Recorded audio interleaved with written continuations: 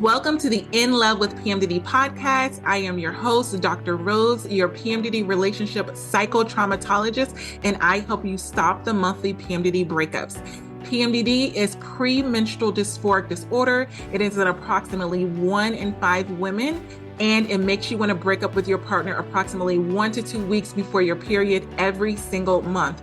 So as someone who has suffered with PMDD for over 18 years, I dedicated my doctorate practice to helping partners navigate those monthly PMDD breakups with everything from attachment styles, triggers, sensitivity to noise, sensitivity to touch, all of the things that you really struggle with when you're in PMDD. And I also dedicated my dissertation to a phenomenological study of the relationship experiences of partners of individuals who suffer with premenstrual dysphoric disorder. So I'm not just here to help the sufferer, the one who is suffering with PMDD. I am here for the partners as well. So if you need those private sessions, make sure you go to inlovewithpmdd.com and get those tools. So let's get into this week's PMDD trauma transformational tools that is going to help you stop the monthly breakups and stop the suffering and stress in your PMDD relationship. Let's get into it.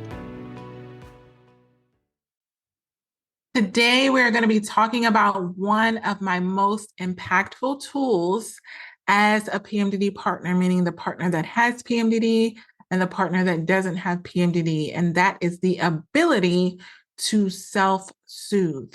So a lot of times when I say that, you don't know what that looks like. I'm going to tell you all about what that looks like in your PMDD relationship. And I'm going to tell you what that looks like when you don't have that ability, because I've been in so many relationships where I've been struggling really bad with PMDD symptoms, and I've expected my partner to self-soothe, to manage their own emotions while I'm struggling in PMDD, and they haven't had the ability to do that. And it's caused us to collide into this big PMDD rage fight because I can't deal with fixing your emotions or helping you emotionally regulate when I'm already emotionally stimulated and in PMDD rage or depression or anxiety. For me, it was mostly when I was feeling really anxious, and I really knew that I needed to take time away from my partner to just kind of regulate myself. I've done the work over the years in the past, oh my gosh, almost 20 years.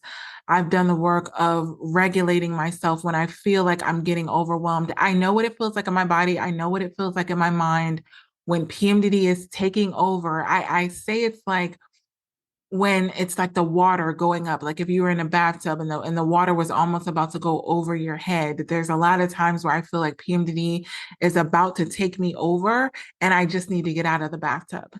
So imagine yourself not staying in that tub of triggers and all these things that are overwhelming for you while you're in PMDD, but you're really just needing to get out of the bathtub. And the bathtub is the thing that's full of the triggers. And so for me, getting away from the triggers looks like taking time for myself. And when I've had partners in the past, that has triggered them. Me wanting to take time and space for myself has triggered them because they have the inability to self-soothe, meaning they're experiencing really charged emotions, really heightened emotions of anxiety. Most of the time it's anxiety that turns into depression, right? Most of the time when they feel you pull away, they immediately get anxious. They feel you shut down, they immediately get anxious. And they don't have the ability to self-soothe, even when you've given them the statement of like, hey, babe, I need to take some time for myself right now. I'm experiencing some overwhelming emotions due to PMDD. Like that's the most, advanced PMDD partner that has worked with me. I'm like, have you communicated in a healthy way that you need space and time from your PMDD partner in order to get your symptoms intact? And so what's happened to me is that they've come back and saying, Dr. Rose, I used your tools. I did what you said. I calmly told my partner, I need space and time to deal with my emotions in PMDD or my emotions because of you being in PMDD, for the partner that doesn't have PMDD. So meaning your partner doesn't have PMDD and they see you in PMDD and it's really triggering. And so they're coming to you and saying, this is a lot for me. I really need some space and time to process everything that has just gone on, everything that was said to me, everything that I saw, the shifts in the moods. Like sometimes people need space and time, and they've come to you and they've genuinely asked, hey, I need the space and time. And they think that they're doing the right thing, which they are. But when you're with a partner who has the inability to self-soothe, that is like, it's almost like igniting the PMDD rage in them. It's igniting the anger and the anxiety in them. So for me, when I went to my partner and I said that, and I'm like, hey, I just need the space and time, it was almost like a slap in the face to them. They're like, what do you mean? Like, what do you mean you need space and time? I guess I'm the bad guy. Like there was all of this conversation that happened that was so combative, as if I had said something horrible, because they didn't want me to leave them alone with their thoughts. That is what happens when your partner is not wanting to self-soothe. They're not wanting to allow you to detach. It's because they don't want to be left alone with their thoughts. They don't want to be left alone with, thoughts that they may have in their mind, stories that they may have in their mind, intrusive thoughts that they may come up with, past traumas, feeling like you're cheating on them, feeling like they're not good enough, dealing with their insecurities. A lot can happen when you detach from your PMDD partner for a short amount of time to deal with your traumas. They can start to internalize a lot of your symptoms and make it seem like there's something wrong with them. It brings up all their insecurities, it brings up all their faults, and they don't want to stay in that place. So they make you feel bad about taking the time that you need in order to express your emotions in a way that's not going to do harm to the relationship. Because I know for me, when I was in those places and I really needed space and time, it was because I was already irritable. Like, my partner could have said the sky is blue, and I would have been like, it's green. Like I was just in that combative place, and I knew that I was in that place, and I didn't want to translate that into the relationship.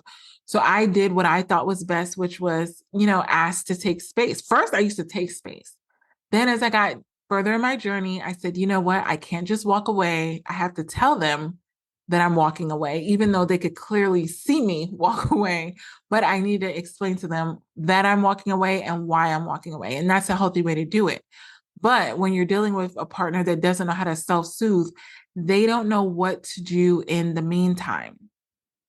And this is a learned behavior. Self-soothing is something that you or your partner can learn to do. And so just telling your partner, like yelling at them, you need to learn how to self-soothe. That used to be me.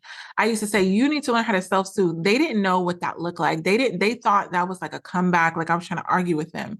But I clearly knew what they needed to do, but I wasn't explaining to them what that looked like and what self-soothing looks like, specifically when they're triggered.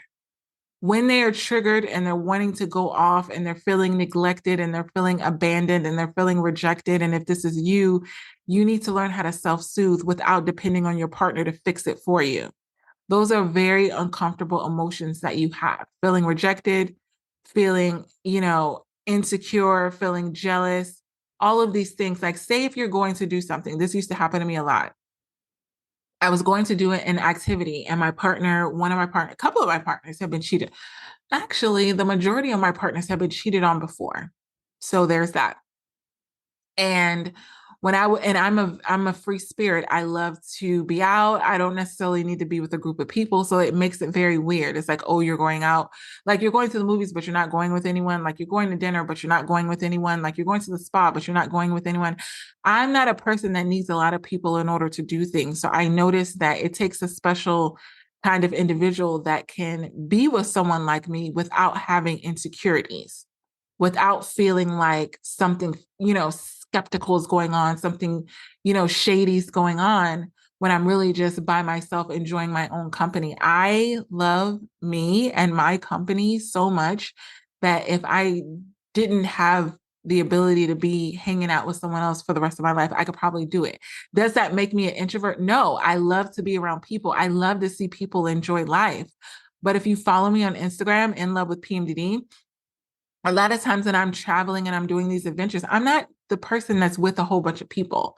And if I am, it's because I got invited and I'm staying there for a couple hours and then I'm back on my own. Like I love to be around people. I love to be outside. That's why I say I'm an ambivert, because, which is a mixture between an introvert and an extrovert, because I am not a homebody. So when you say, oh, introvert, I'm not a homebody. I am always doing something. I'm always going somewhere, but I don't necessarily need people in order to do it, in order to have a good time. I don't need to bounce, my happiness off of someone and be like, we're having a great time, aren't we? Like, if I'm having a great time, I know I'm having a great time. That's all that matters.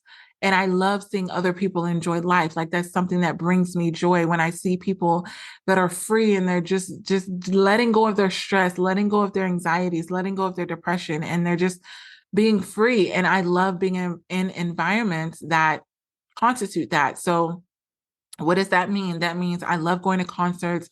I love going to events. I love going to the movies. I love going out to dinner. I love traveling to different countries and seeing their culture, and all of these things. I love doing a lot of things outwardly without a lot of other people involved, because it's not that I don't want a lot of people involved. It's just that sometimes when you're dealing with a lot of different personalities, I like to be aware of the personalities that I'm dealing with. So if I can have a group with like two other people, I'm great, because I know your personality, I know the other person's personality, and I can adjust things accordingly. When it's just me, it's just me.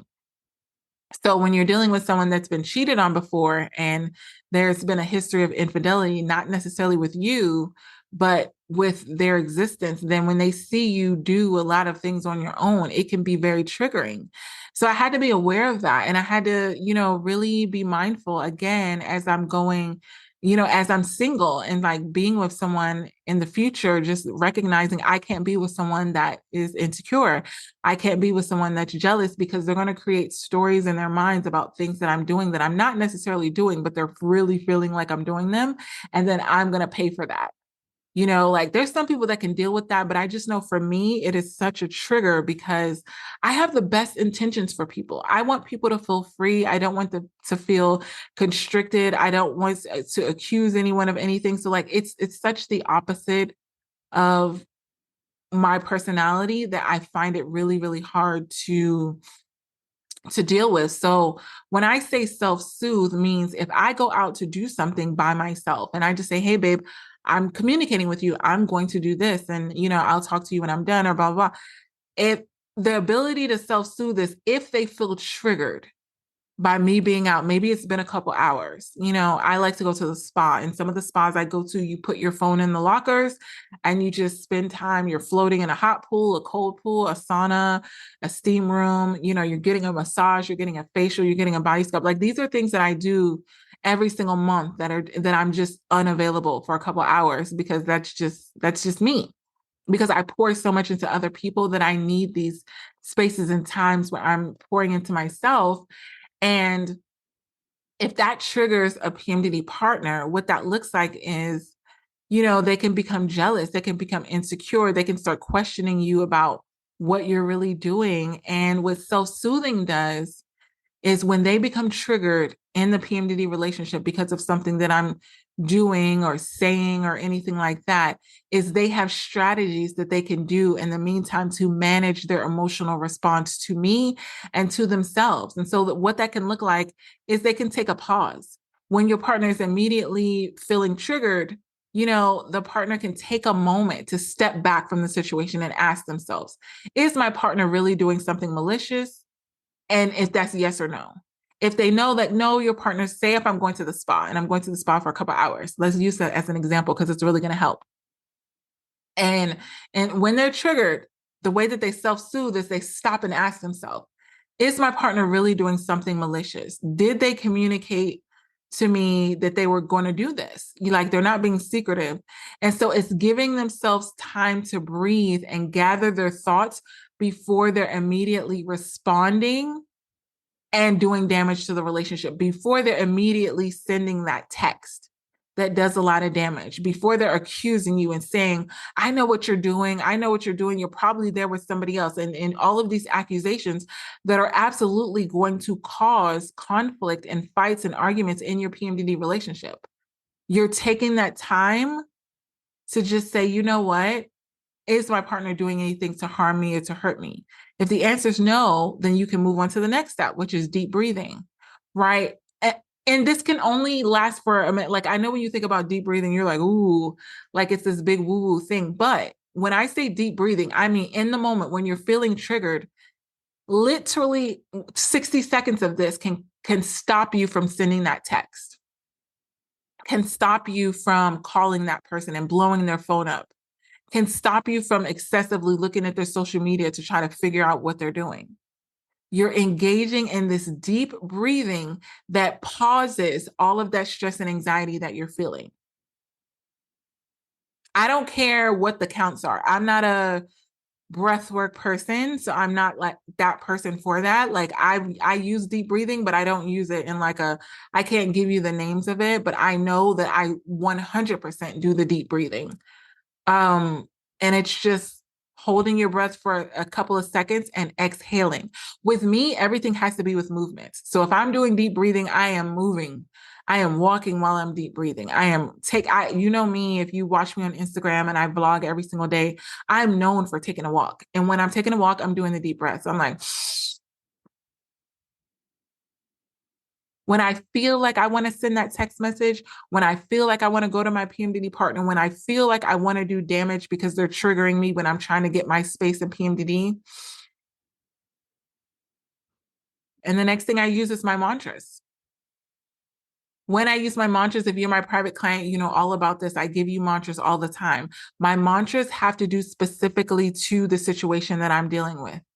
So it's reassuring myself with some kind of affirmation or rational thought to counteract that negative emotion. So if I was a partner that was feeling triggered and jealous and insecure because my partner was out at the spa and my brain started telling me that they were doing something else and all these things, I would use a mantra and say, my partner's not cheating me. My partner's not cheating on me and everything's okay.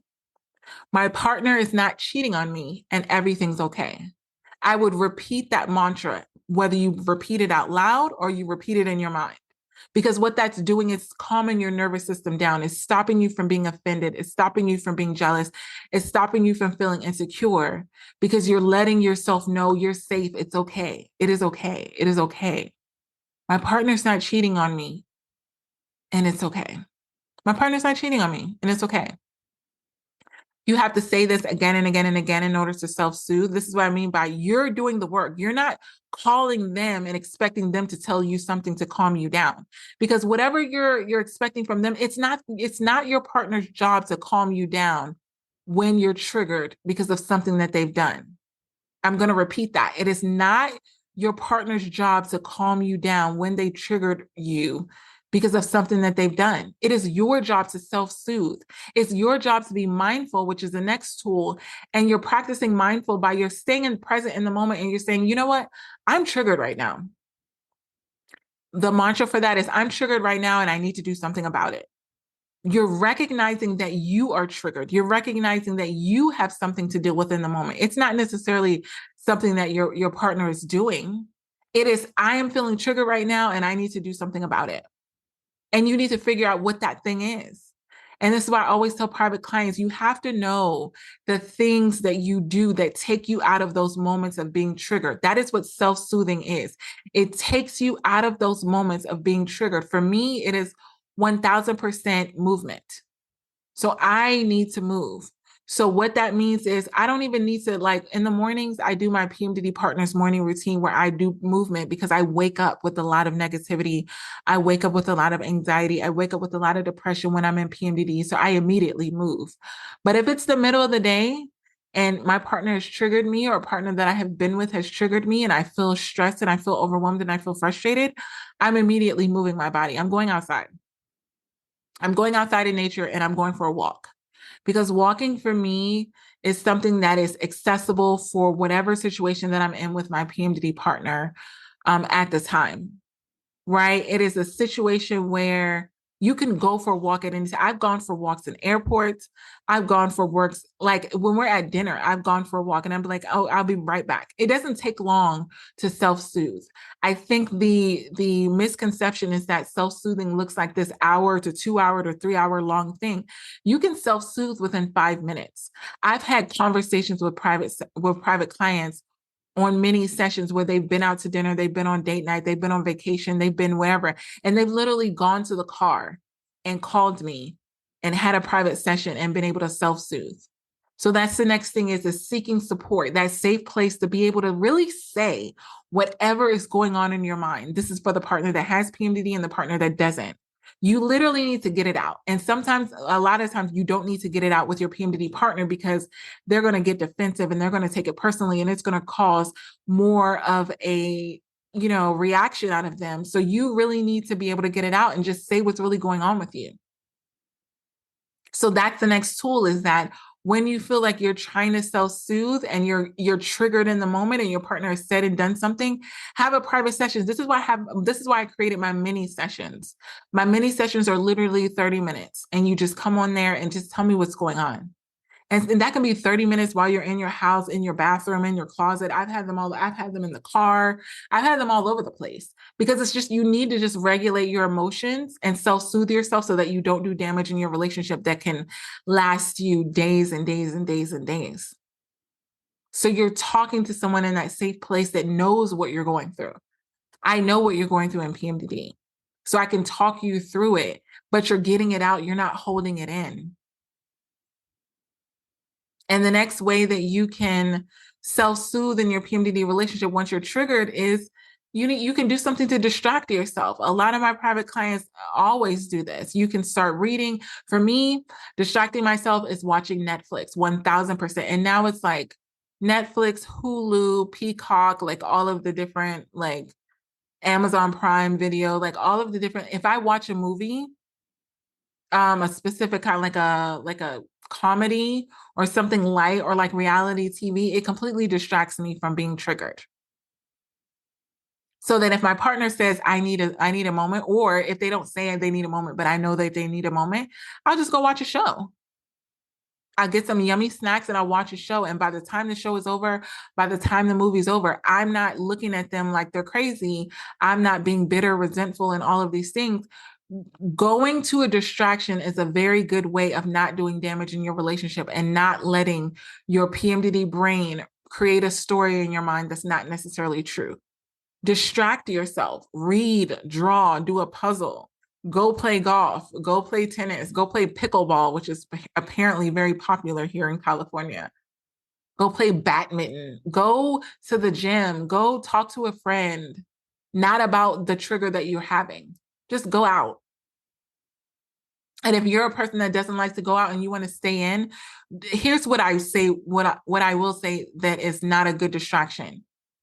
Your loved ones. Do not use your children as a distraction when you're triggered in your PMDD relationship. They will be able to, as they grow older, they're going to be able to feel that, because I have a lot of younger private clients right now whose parents have PMDD, and they in turn may have PMDD as well. And they literally tell me, I know when my mom is in PMDD, they focus on me more. They spend more time with me. They'll know the fluctuations of why you're spending time with them. They know that you're triggered, and that's why you're leaning more into them. I've made that mistake so many times before, where I have been like, oh, things are going horrible in my relationship, I'm going to spend more time with my child. No, don't let that be a reason, because subconsciously that's going to become a pattern for you, and it's going to be damaging to your child. You're going to create childhood trauma for them, because they're going to be feeling like the majority of the time they're useful to you when you're triggered because of your disorder. They're going to feel like the only way that they get the attention that they want from you, or the best kind of attention to where you're solely focused on them, is when you're suffering in PMDD. And you don't want to create that cycle and that trauma for them. So I don't even want you going straight to your kids. If you have animals, I think that's pretty safe. That's why they have emotional support animals. I have one, Leo, that, sometimes if I just want to lay in the bed, but I'll be doing something, like I'm not like consistently like hovering over my dog because I'm feeling horrible. And if you want to do that, go ahead. But I may be like watching a movie, but I'm petting them more. Right. But you also don't want to start a self-soothing activity that you're not going to continue when it comes to humans and animals. Because if I get like that with my child and it's damaging, then it's also the same way with my animal. Like if I'm really, really attentive to my animal when I'm depressed and I'm overwhelmed, and then when I'm feeling good, I'm just pretty much like ignoring them or giving them minimal attention, that's going to affect their mood too. They're going to be altered in their mood. And it's a thing when you're dealing with other humans and animals, the way that you interact with them does not need to be cyclical. Do something else, watch a movie, right? And a lot of times if you don't try to replace your partner with somebody else. I've seen this too, where you and your partner are going through it and you say, oh, me and the kids are going here. Me and the kids are going to the movies. Me and the kids are going to the mall. Me and the kids are going to the amusement park. Me and the kids are going this. Do not use your child as a distraction, as a self-soothing technique for the trauma that is going on, the arguing that is going on with your PMDD partner. Leave them out of it. If you're going through your ups and downs and you know it's emotional ups and downs, leave them out of it. If you need to come and go inside of the house, do not take your children with you back and forth because you're going through all that, because they're going to be feeling your negative traumatic energy. Think about that. Do you want your child to feel that trauma that you're going through? Is that going to help them? Absolutely not. You're using them. You're exploiting them for your benefit. And you may say, oh, I just want to spend time with my child. But would you want to spend time with them if you weren't already triggered? Would you be spending time with them at this exact moment? Or would they just be in the house? Like you want to go out of the house with them because you're triggered in the moment with what's going on with your partner. And they know that. They're not stupid. Even if they act like, oh yeah, they're really on board. They really wanted to go to this amusement park or they really wanted to get ice cream. Yeah, they really wanted to do those things, but they didn't want to do them because you're using them to self-soothe, because you're trying to distract yourself from what's going on with your PMDD partner. You may be able to get away with that when they're little, but these kids are smart. And you don't want to be giving them traumatic moments. And later on, they're telling you, yeah, mom, I know that you only really wanted to spend time with me on the months where things weren't going well with you and your partner. Do not use them as a distraction. Have something that you can do on your own. Journaling is a great thing because you can write down all of your thoughts and feelings and process it in the moment and really get clarity with it. But for me, I need to do the physical movement and then I can journal. I can't immediately journal. I've told you, like, my journaling has looked horrible, very aggressive a lot of times because I've had too much anxious energy inside of me, too much rage to be writing calmly on a paper. Like, no, I need to get out and walk and go for a run or work out or do something that exerts this negative energy that I'm having in order to self-soothe. And then once I've exerted all of that energy, it's kind of like wringing out a washcloth. Then I'm able to journal. Then I'm able to think clearly and write stuff down after the fact. And I would say with journaling, it doesn't even have to be written journaling. I have a lot of private clients that I've suggested, what I used to do specifically. I think I learned this after I got cheated on with an ex PMDD partner, and I was literally broken. When I tell you, I was so broken because it caught me so off guard, and he cheated with a friend. Like I remember just being so shell shocked and so broken, and waking up every day in agony. And I started doing. I got a voice recorder, and I started just recording myself on that voice recorder. And I still have it to this day. And I can go back to it. And it is like, I'm just pouring everything out because I didn't really have another person that I wanted to talk to about it and tell everything, because the way I was feeling was so ugly. So like, it didn't even make sense. It was like all over the place. So I just did the voice recorder, and you can get those off Amazon. You can get them at Best Buy, anywhere that electronics are sold. It's like a voice recorder, a little small hell hand voice recorder, and you can walk around with it and just press play and just say whatever you want to say. It's like the best friend that doesn't talk back that you need, because you feel better once you've gotten it out. Right. And so that sometimes is your journaling. And then maybe one day you get to the point where you're writing stuff down. And it doesn't have to be physically writing it down in a journal. It could be typing it. I have an online journal that I use called Penzu, Penzu. And you can write in that every single day. It can give you reminders, and you can keep all of these thoughts and things that you're going through to just help you process things. And a lot of times my private clients will share their journal with me. You don't have to, but they're kind of like, this is what I'm going through. This is what I wrote this last week. And it'll really help us in our private sessions. So the next thing that's really, really helps me that I learned from a friend that I made here in California is the sensory soothing. I didn't know that I did this and I didn't know that this was a thing, but scented candles. My daughter is obsessed with scented candles. She's obsessed with scents, period. And we're always going candle shopping. It's one of the ways that we connect. And I always put one on before a private session. I always put one on before a podcast. I didn't know that this was actually, a self-soothing technique. I just know that it felt good and I was doing it. So lighting the candles really reduces the anxiety. Also, calming music. Very, very calming music. I listen to, soaking worship music. You can literally, if you have like an Alexa or something, you can literally say soaking worship music or instrumental music or whatever you want to listen to that is very calming. I would say music that doesn't really have a lot of lyrics, because when you're doing music therapy, you don't want words that are conducive to what you're going through to be going on in your mind. So you want to create that open space to allow whatever is going into your mind to flow. So that's why I always say instrumental music, because if you have music that's soothing, but it has other words in it, you're going to be focusing so much on those words and not really what's going on in your mind. But if you have that kind of like instrumental music that is going on and it's just you and the music, all of your thoughts and your feelings are going to start to become the words of that song, and it's just going to be able to allow you to just get out of that. And that's a way that you can self-soothe. And the last thing is just creating a calm environment within your home. You may dim the lights. I know a lot of private clients love taking baths. That used to be a thing with me. Now I live in a condo where I have a hot tub. And so some of the times where I'm needing to self-soothe, I'll just go to the hot tub. And luckily I have so many friends within my condo community where, anybody can put on our little group chat, like, hey, anybody want to go to the hot tub? And we'll just either go to the hot tub and talk about other things, or sometimes, lately we've just been talking about a lot of the things that is going on in our mind, but it's just so calm.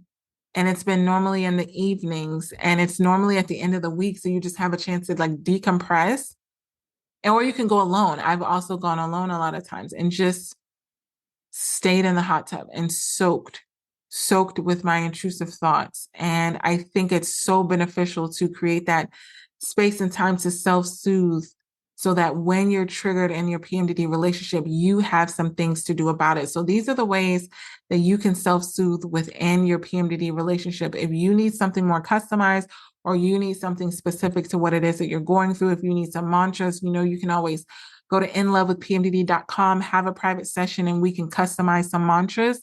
But until next time, we got this. Love you. I hope this PMDD episode helped you and your partner in your struggles within your relationship. And if this is something that you know that you need help with and you need further support, individualized support, make sure you're going to inlovewithpmdd.com and you're getting those private sessions to really work through what you're going through in your relationship, specifically in regards to PMDD.